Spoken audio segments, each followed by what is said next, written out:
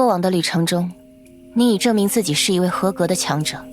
拥有和我平等对话的资格。我只教一次。斯科克是一位使用特殊能量蛇之角谋，通过普通攻击或元素爆发战斗的冰元素输出型角色。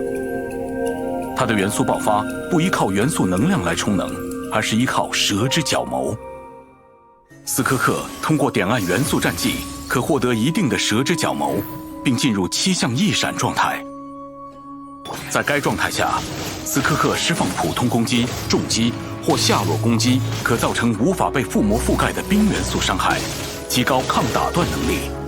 提升普通攻击与重击的范围。长按元素战技，斯科克可获得一定的蛇之角谋，提高抗打断能力，并持续快速移动。队伍中的角色触发冰元素相关反应时，会在敌人附近产生虚境裂隙。斯科克在7项一闪状态下使用重击或者长按元素战技快速移动，均可汲取虚境裂隙，并获得一定的蛇之角谋。群星寂灭。当斯科克拥有至少50点蛇之角谋时，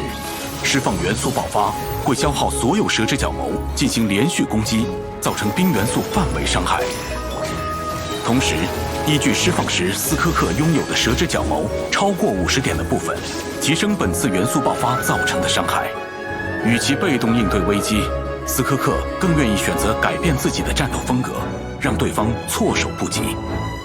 斯科克处于7项一闪状态时，元素爆发无需消耗蛇之角谋即可释放。此时释放元素爆发，斯科克将汲取附近一定范围内的虚境裂隙，提升斯科克普通攻击造成的伤害。若与使用水或冰元素力的同伴配合作战，还将会提升斯科克元素爆发和7项一闪模式下普通攻击造成的伤害。武艺讲究融会贯通，已经从徒弟变成别人师傅的斯科克，想必已经对此有所心得。当斯科克处于队伍中时，若队伍中所有角色的元素类型均为水元素或冰元素，队伍中角色的元素战绩等级提高1级。斯科克善于战斗，可以用不同的风格面对眼前的挑战。在队友的协助下，斯科克可以选择点按元素战技，持续普攻敌人，在适当的时候释放重击和元素爆发，回收虚境裂隙，用凌厉的攻势清理现场。斯科克也可以选择长按元素战技，回收场上的虚境裂隙，积累足够的蛇之角谋，直接释放元素爆发，粉碎眼前之物。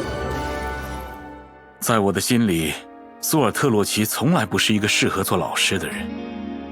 所以当兄长的预言如以往一样得到验证，我对命运的不满又更深一层。所幸照目前来看，斯科克并没有继承极恶奇的劣质，这让我松了一口气，但也仅此而已。当不少人想要挣脱命运的束缚时，反而有人为了生存而不得不走进来。这一切都十分荒唐，但又无可避免。或许未来还有更多像这样的荒唐事，我还在寻找很多问题的答案，想必你也一样。那这段交流就告一段落吧，其他的话题我们还是当面再聊。